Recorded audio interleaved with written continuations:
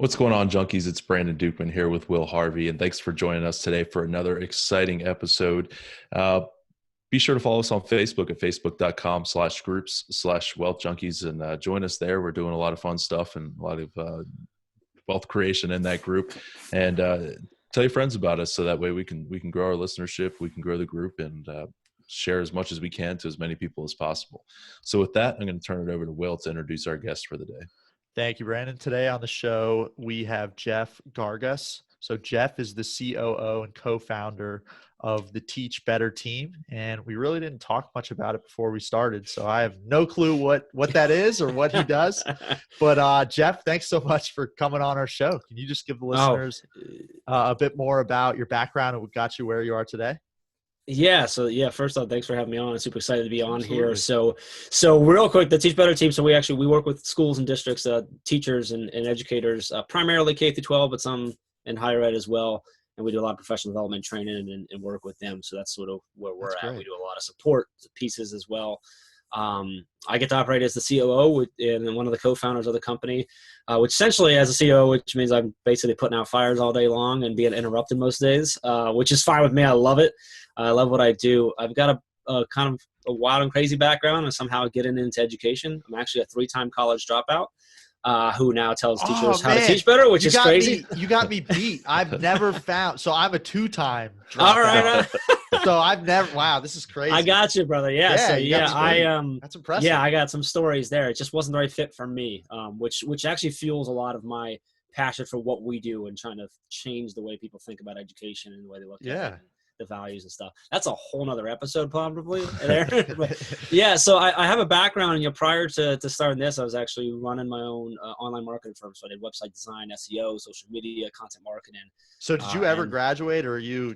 No, never graduated. Wow. Actually, I was back in and doing the best I had ever done and was really focused on getting it when this all started. And then I'm like, nope, can't do it. I got too, and I've stepped away. So I think at this point, I probably won't ever go back to it. So you've seen too much already. Google is my college classroom. I tell you, I Google everything and Google and YouTube. So. Yep. Yeah, I think Googling thing is Googling in the sense of the act of looking up and disseminating information. Exactly. Is the most important thing we can teach kids these days. So, but prior to that, I actually spent about 10 years in the music industry. I used to play out, but then I started a record label and managed bands and did record promotions. Had a division that did concerts and we put on about 150 shows every year for about 3 years there. And that's actually where I met my co-founder, Chad, who was a drummer, and I managed his band. And then as we kind of went different ways, I started an online firm and he became a teacher and developed something that we now call the grid method in his classroom out of necessity of just struggling to get by with the students every day in a really, really high needs urban district. And he came to me for help, sort of sharing it out. He thought he might have something. And I told him we were going to change the world instead. And so for the last 5 years, we've been trying to share that out and share that. And as well as since then, we've expanded to train on a whole wide variety of best practices, progressive mindsets, tools and techniques and stuff. And so here we are. Yeah. I want to get more into everything you're doing now. But before that, what was your background in the music world? How did you start that? So started with trumpet way back in my elementary school days, played trumpets. And that's what got me into music in general. I've heard that's a fairly hard instrument to play.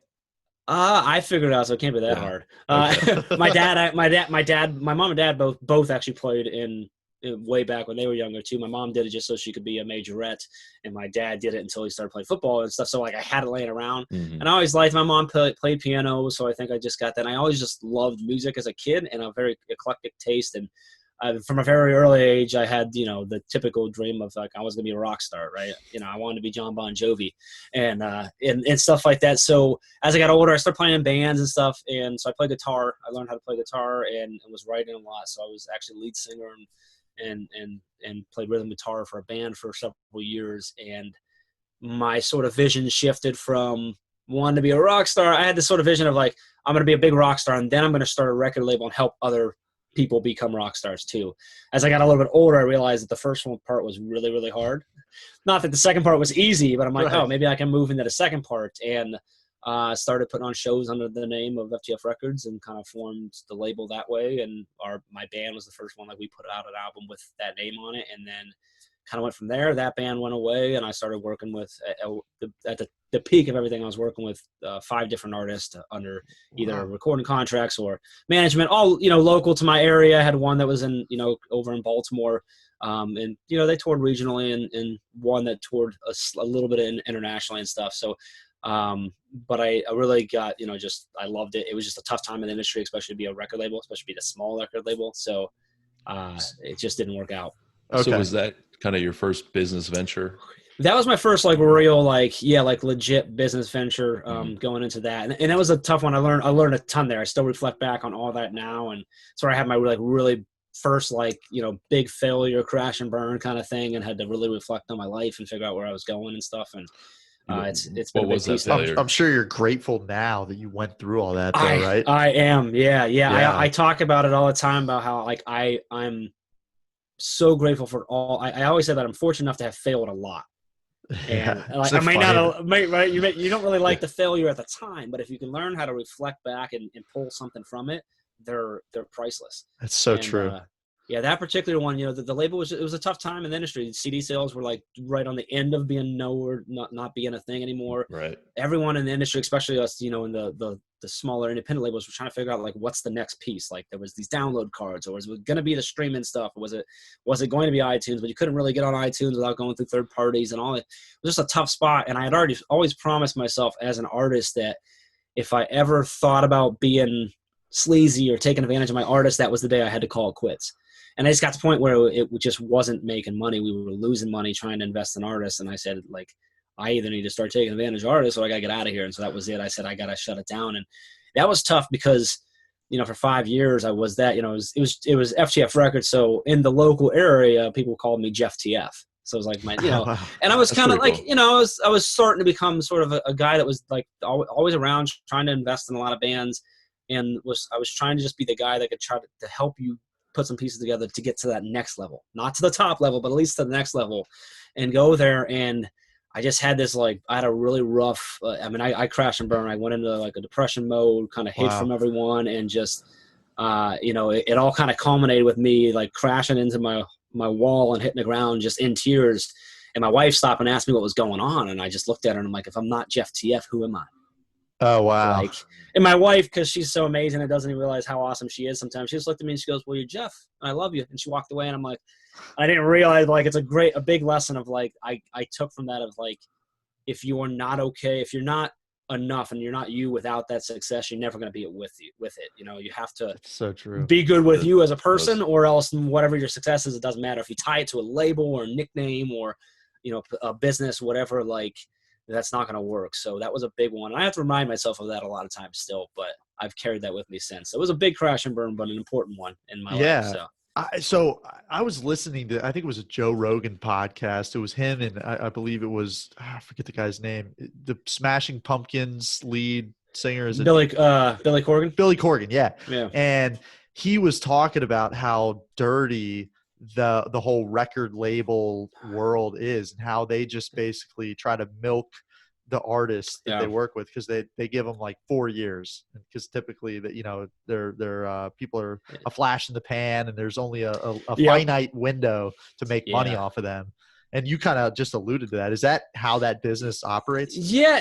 There's some good, don't get me wrong, there's a lot of good people in there that are in it for the music and for the right reason, but it's tough. So a lot of people you don't hear as much anymore, but you used to hear about, and as a band, you dream about getting an advance. You got, I got an advance. They got a $3 million advance. Well, what you don't understand is that most contracts, you get an advance so that you can take the time off and record an album, but you have to pay it back via album sales. Right. So if you got a $3 million advance, you're not seeing anything until your portion of what you would have been paid on album sales takes care of that advance. And then there's also you pay, we got a 5-album deal. A lot of people don't realize, most of those contracts say that if the label wants it, you have to give them 5 albums, but they don't have to even put out one. Mm-hmm.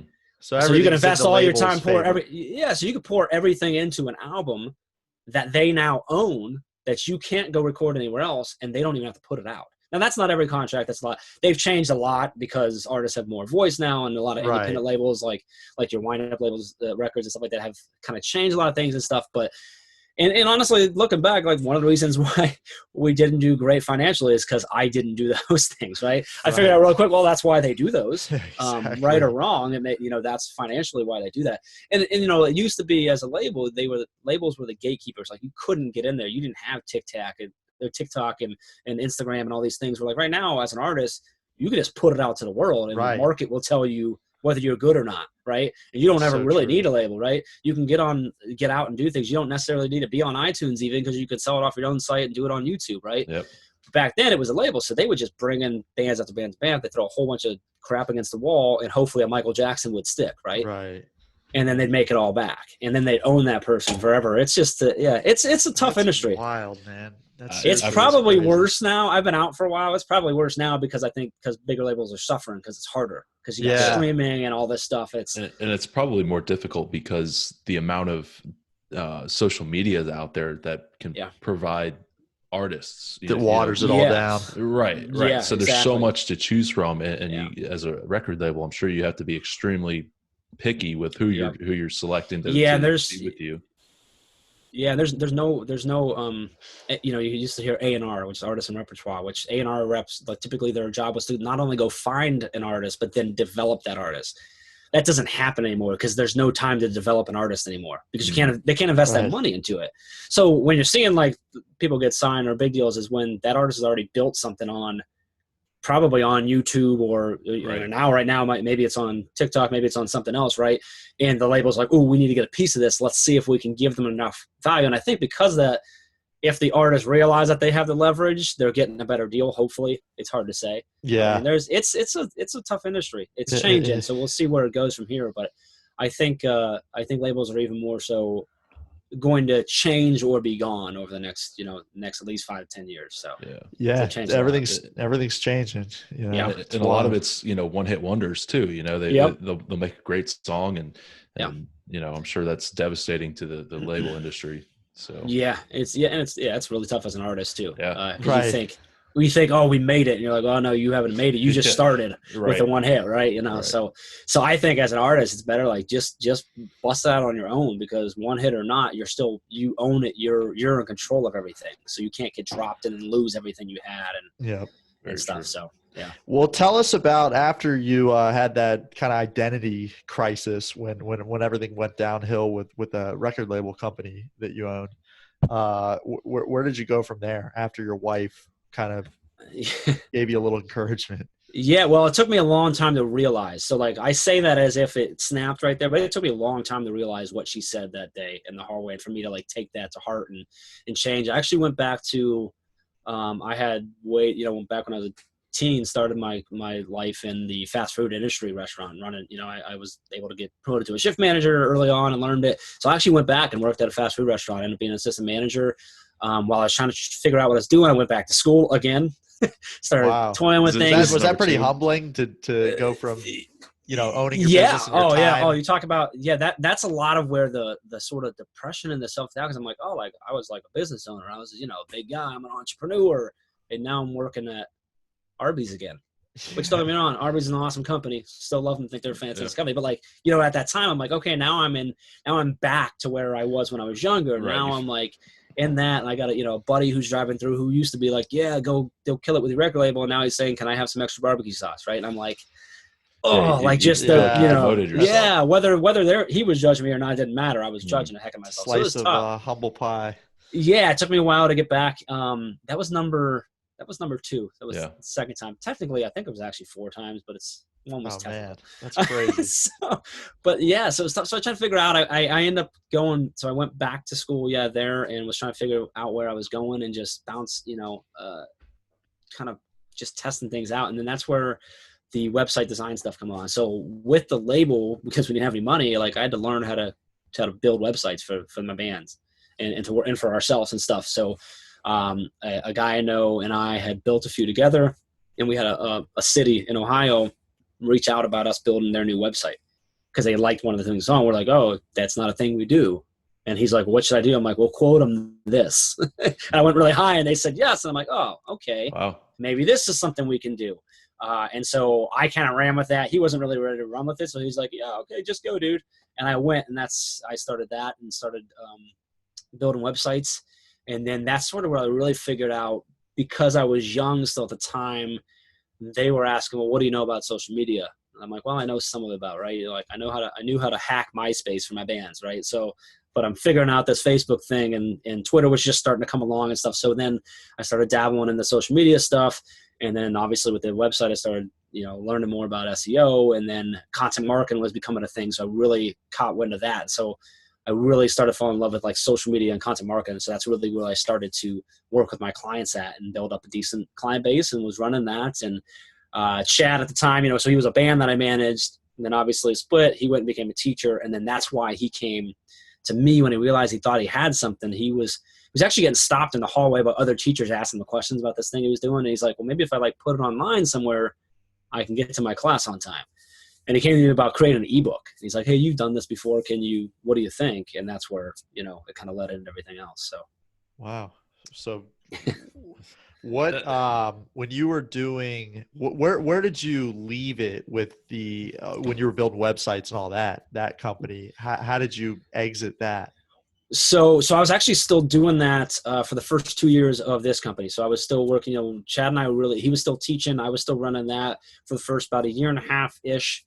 We were kind of working the 10 p.m. to 2 a.m. game after our kids, both had kids and families. After they went to bed and we put them to sleep, we'd get back to work, creating content, reaching out to conferences to go try and get Chad to speak and share it and stuff. And then even after we landed like our first big client that was going to allow us to, it forced us to pull Chad out of the classroom and go full time, I still continued to work. I started splitting. It started to like slowly handing off some of my clients to other people that I trusted and working things out and stuff. And so I took a while. It probably really wasn't until midway through year 3 that I was like actually like had gotten them all out. And I actually still have a couple that I like, I still like, it's still technically my hosting account that they're on because I knew them another way, and I'm like, I'll keep you on there. It's cheap or whatever. Yeah. So was that was your main job, so to speak? And then you started to Teach Better. You started that as a side hustle in a sense. Yeah. Everything was that. Yeah.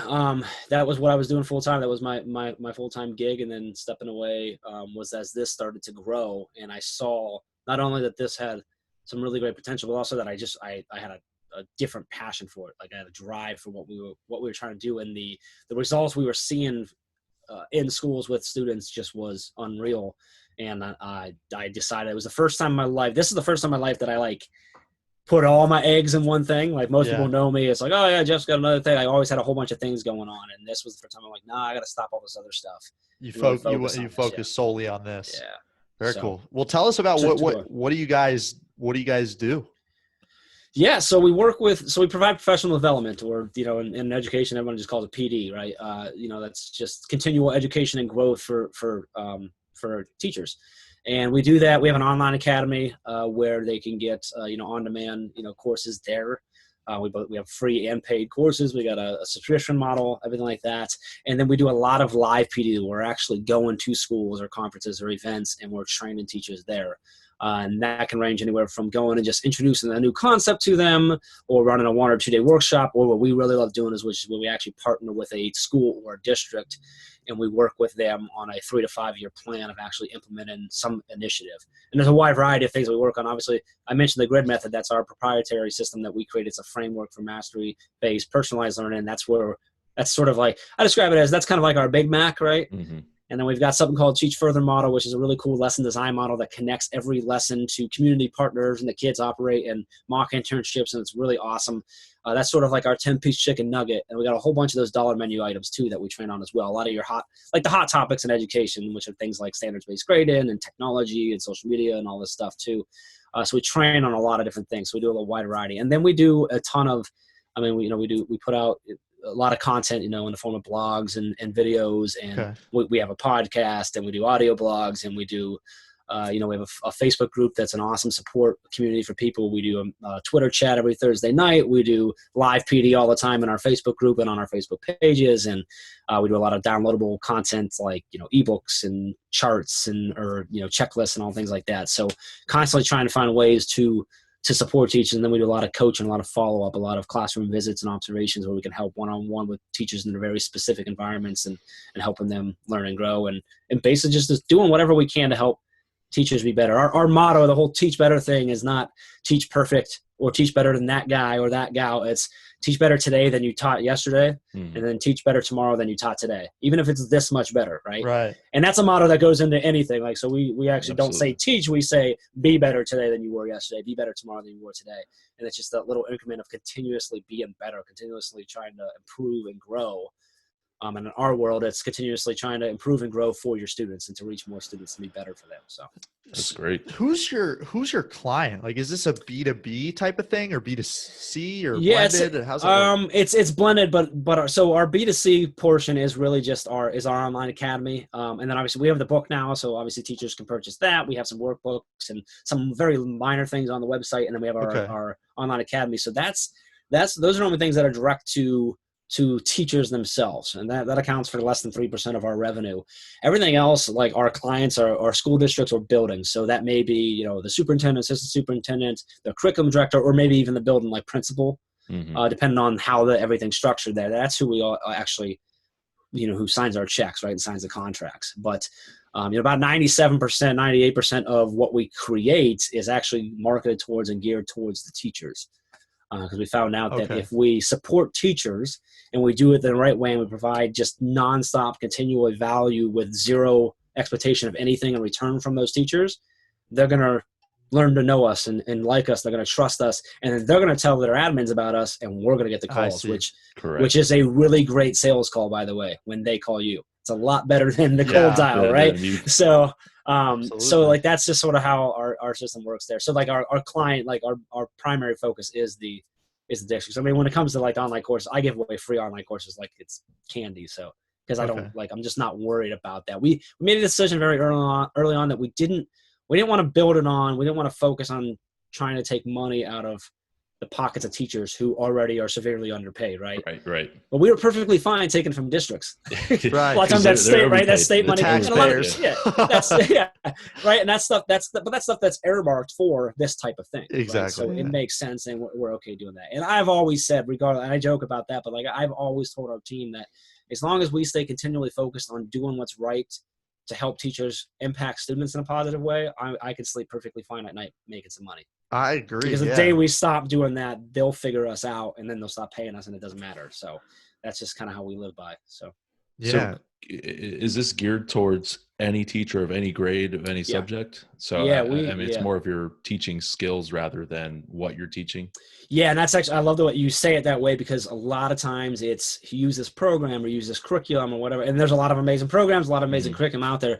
But our big focus, and this is really where like Chad's just vision of things was, it's much more powerful to instill skills and abilities into a group of teachers than it is to give them a really great piece of a curriculum. Because if you do it right, they can create the amazing curriculum from all the resources they have at their fingertips on their phone, right, on Google, right?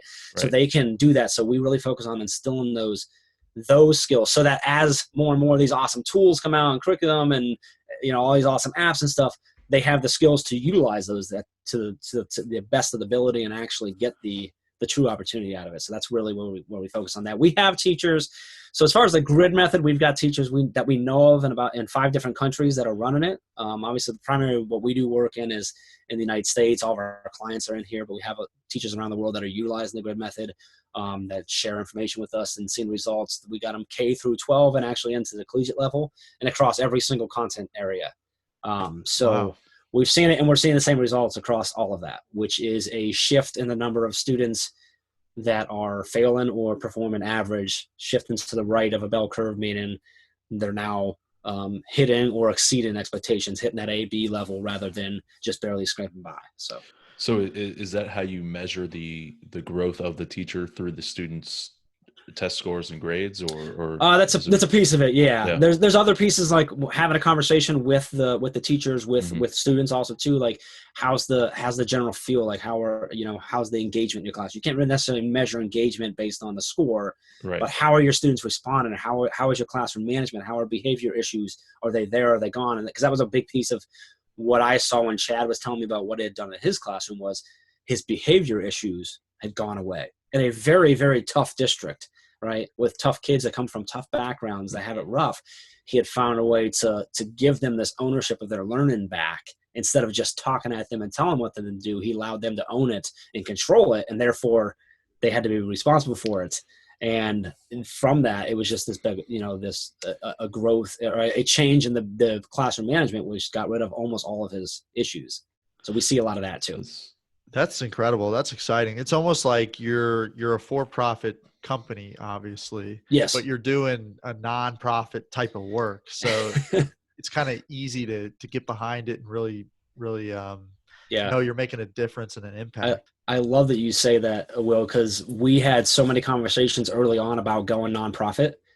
And part of it was because it's actually it would be easier for schools to pay us if we're nonprofit. You can get grant funding and all this type of stuff. And we talked about a lot. And the reason we decided not to is because in the reality of things, the only real difference between a nonprofit and a for-profit is what you have to do with the money you make. You have to spend it as a nonprofit. You can't keep it. And I took a line from, I don't know if you know who Blake McCoskey is. He's the founder of Tom's Shoes. Big reason why Blake didn't go nonprofit is because he had discovered that all these he wasn't the first person to want to give shoes to Argentinians, right? And people who needed shoes, but everyone else was struggling because they might get 1,000 pairs of shoes, but they're all size 12 and all the kids need size 8. Now you got nothing. And he said, well, I want to have control over what I take and what I deliver and when I do it. And so our thing was that, we want to have control over it. And my thing with a nonprofit is, and I'm not knocking nonprofits, just for us, this was our own decision, is that if you're nonprofit, you're really reliant on whoever's giving you that money. And I get it's a whole other form of sales and stuff, but it's not direct to the people that are purchasing it. And you're completely at the behest of them. And that wealthy person or that wealthy organization that loves your cause right now, but might not next year, or might find another cause that they just happen to like more next year. And now you're done.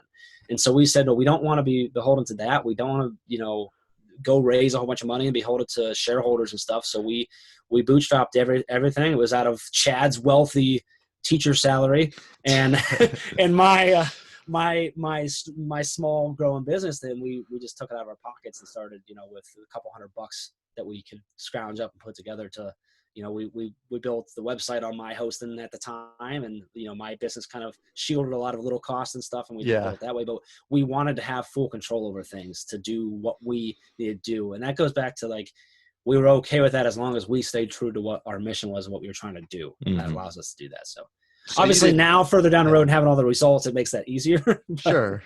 So you didn't need a ton of money. This wasn't like a SaaS company or anything. No. Our overhead is extremely low. We don't have offices. I'm in my house right now. I have an office in my house. Chad's right now on the road. He's typically on the road 5, sometimes 6 or 7 days a week visiting schools. But all the work that we do with schools are in schools. We don't need an office, right? So there's $20,000, $25,000 a year. You don't need, right? We don't need that. Our team's all digital. We operate, online. We have some teammates in Illinois, one in Michigan. Virtual.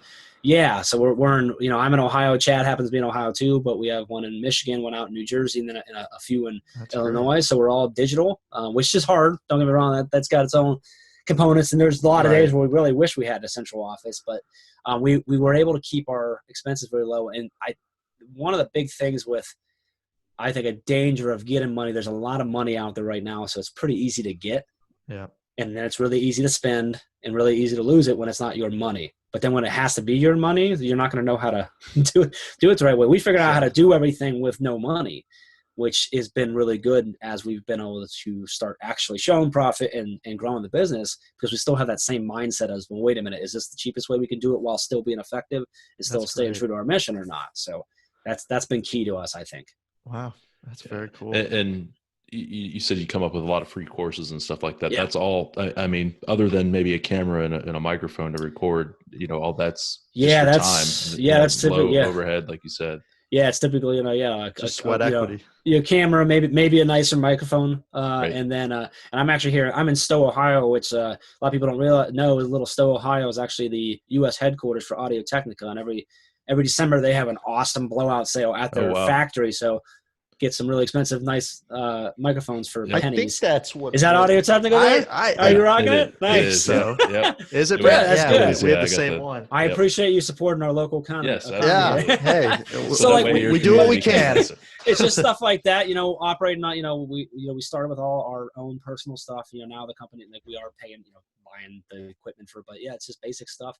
We use a Mac program called ScreenFlow to do all the editing. It's super easy. When we started the podcast, we started with whatever we could do to do it for nothing.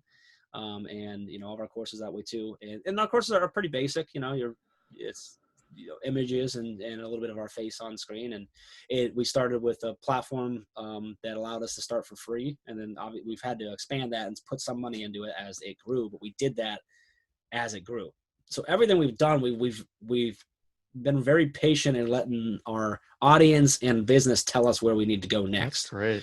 Versus let's just go and spend all this money that we don't know we have yet. Yeah, that being said, there was when Chad made the decision to leave his classroom, we got the contract signed about 7 days before he was supposed to report back to his classroom.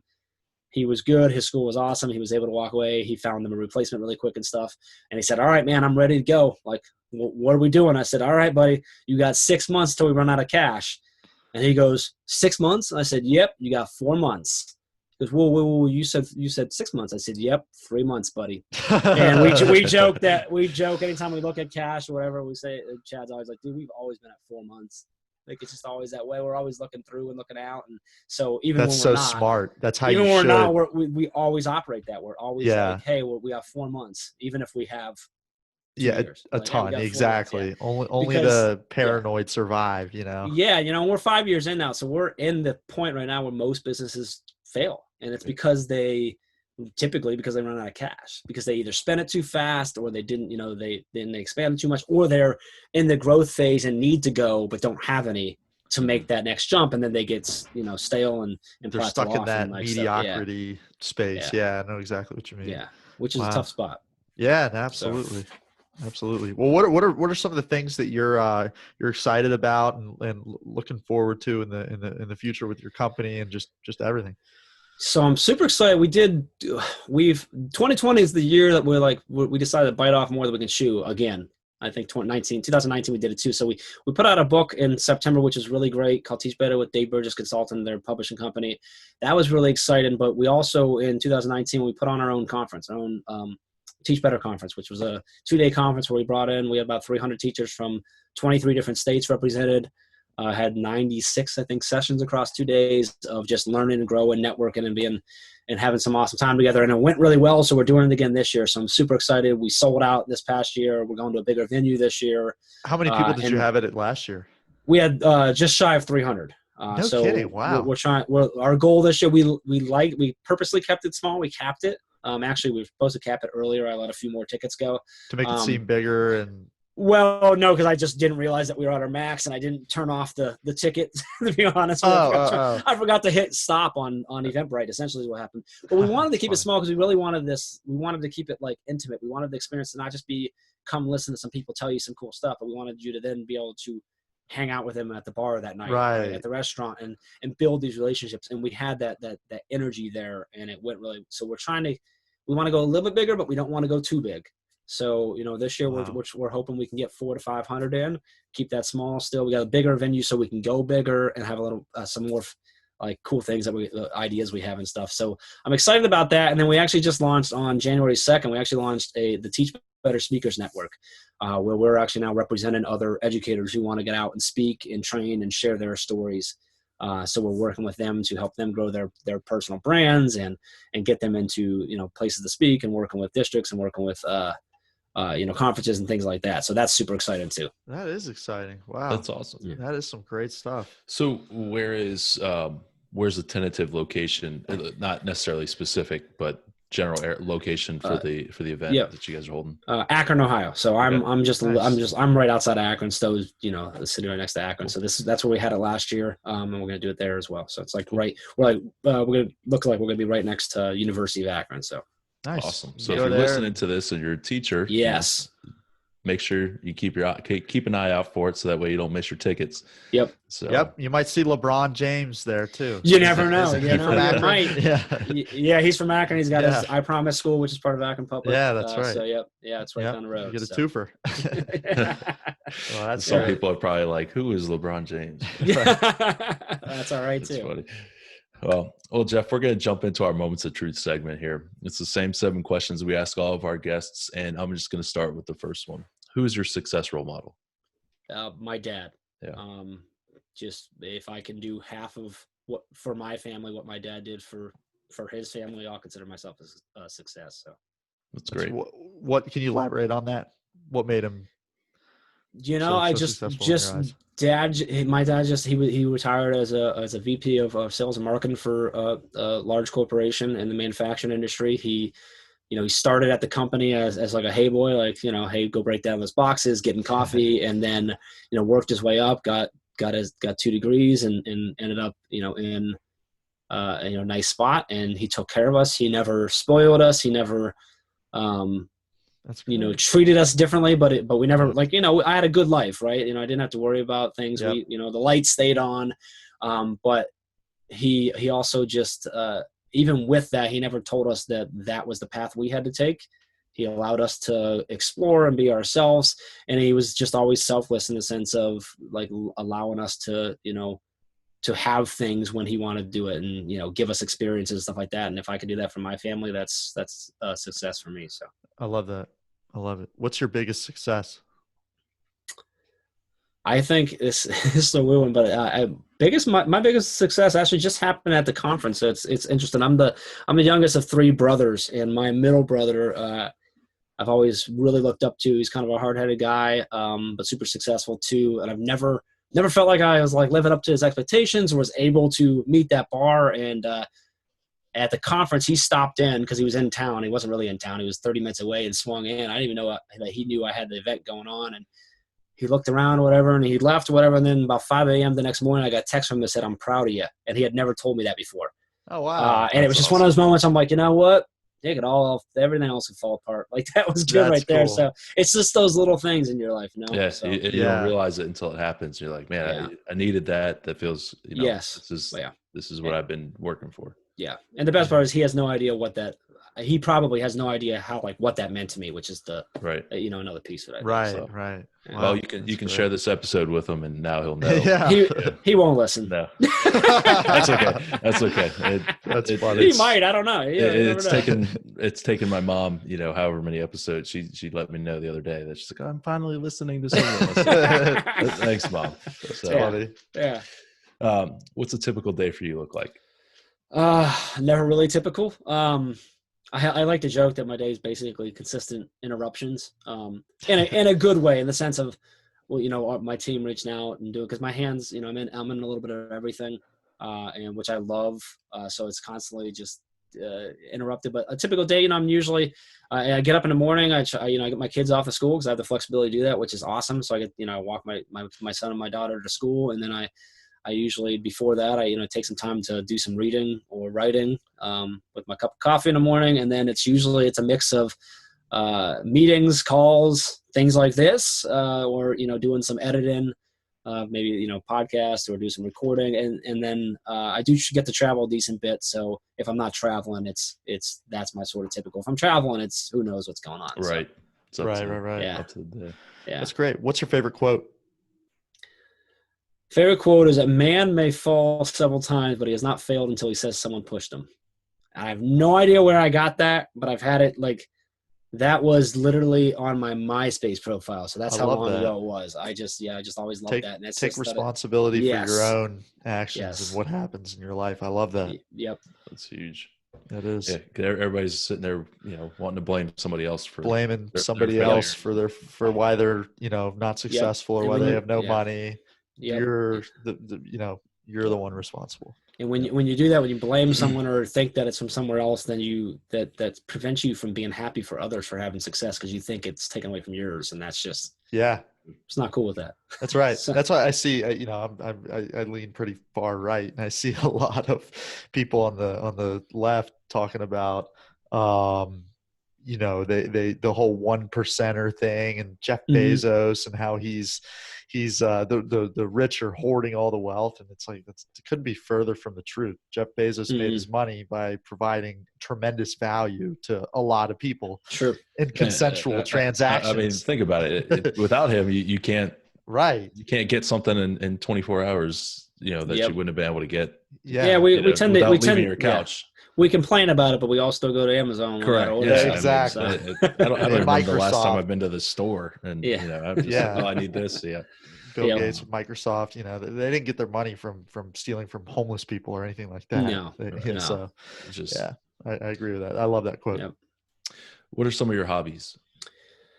Honestly, a majority of my time when I'm not working is just hanging out with my family. I got a 5-year-old daughter, 8-year-old son. So I play Fortnite with my son when I can, and Nice. we I am play. Terrible at that game. He's pretty good. I'm the younger kids are crazy. Yeah, man. they're good at that. Impressive. So yeah, so a lot of I'm just trying to spend time with my family. I still like to pick up my guitar when I can and play it, but it doesn't happen as much. But I really just I do enjoy video games. I used to game a lot, so when I get a chance, I do like to get on and play a little bit, but mainly just family time. Yeah, that's great. What's the best business book? Sorry, Brandon. Do you want to finish that thought? I'm good. I'll keep it quiet. Okay. What's the best business book that you've read? I love probably my all-time favorite is a book called The Go-Giver by Bob Burke. It's a short book, easy read, but it just changes your perspective on a lot of things. So. What's it about? It's about a guy who's trying to figure out how to be successful and super wealthy, and he talks to a guy that is wealthy, and it's sort of the exploration of. It's kind of got a weird, like almost Scrooge, like a Scrooge theme where he's visiting these people who he thinks are gonna get all these like quick secrets to success. Yeah. What he sort of figures out along the way is like that. The most valuable thing you have is like what you can give to others and things of that nature. And it's about like focusing on how are you given versus how are you taken. And that's how you build, true wealth, true value is putting out as much value as you can and taking less. And by doing that, you'll get more. Yeah, that's great. That's very true. He does it a lot better than I just said it though. So no, but I actually have like, right. If you can see, summary. You can kind of see back there. That's I don't know how big that is, but I got another one over there, and I've got 4 others in the back. That's actually quotes from the book. Yeah, so that one is, your true worth is determined by how much more you give than you take in payment. Yep. And the most valuable thing you have to give is yourself, right? So things like that. So I have those plastered all over the place. So. That's fantastic. But it's true. Everything you got to give, and then it'll start trickling back to you. Yeah. So, but the last question here, if there's one key piece of advice you could leave our listeners with about achieving success, what do you think it would be? Well, I'm going to give you 2 just because I want to. But so one is be patient. That's a big thing for me. Is patience is like so crucial. It's not even funny. But sort of the other thing I kind of alluded to earlier is if you're not enough without success, you're never going to be enough with it. So figure out how to be okay with you and who you are and what kind of person you're trying to be.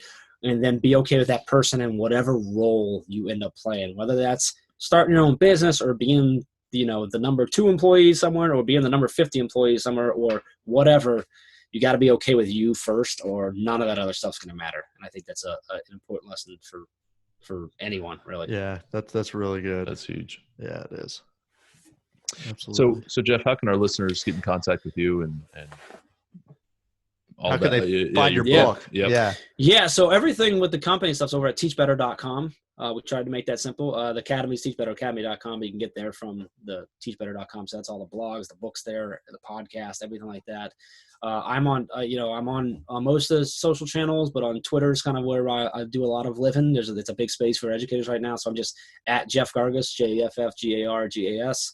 On Instagram, I'm at _ Jeff Gargas. So those are my 2 primary focuses. But yeah, or you can email me. I'm just Jeff@teachbetter.com. I love connecting, I love chatting, man. So yeah, and if you're a teacher listening to this, reach out to him. He's got a lot of resources for you. Like you say, he does a lot of free webinars and seminars and what you call it, live PD on Twitter. Well, we do it. We do some on Twitter. We do a lot on our Facebook. We got an awesome. Not Facebook to be group with the other live PD, but I liked it. It's a good way to remember it. Yeah. So absolutely.